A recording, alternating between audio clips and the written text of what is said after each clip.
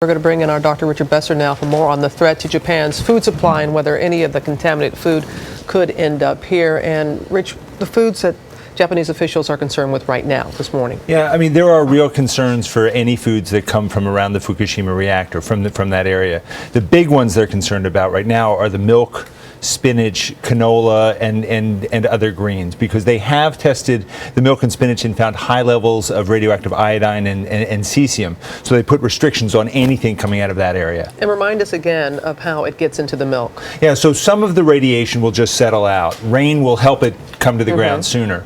And so that the radioactive iodine will land on the ground. The cattle who are there will eat that grass. And then it gets concentrated in their milk. Children drink that milk and it's concentrated in their thyroid glands, and then over time can cause cancer. So that's why milk is such a big issue. I know we've said time and time again that's what happened in Chernobyl. The food here coming from Japan, what is our greatest concern here in the U.S., Rich? Well, very little of our food imports come from Japan. It's less than 4%. The big groups that come from there are seafood.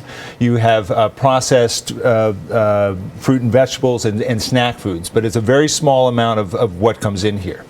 You talk about seafood. I know you had sushi on Friday. I did. I like sushi, and I'm not changing because of this.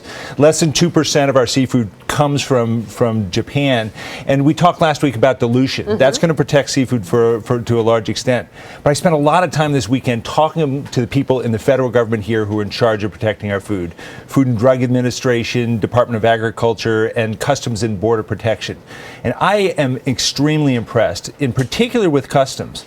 Since 9/11, they put in a massive system for testing everything that comes in here for radiation, and that's been adapted for food.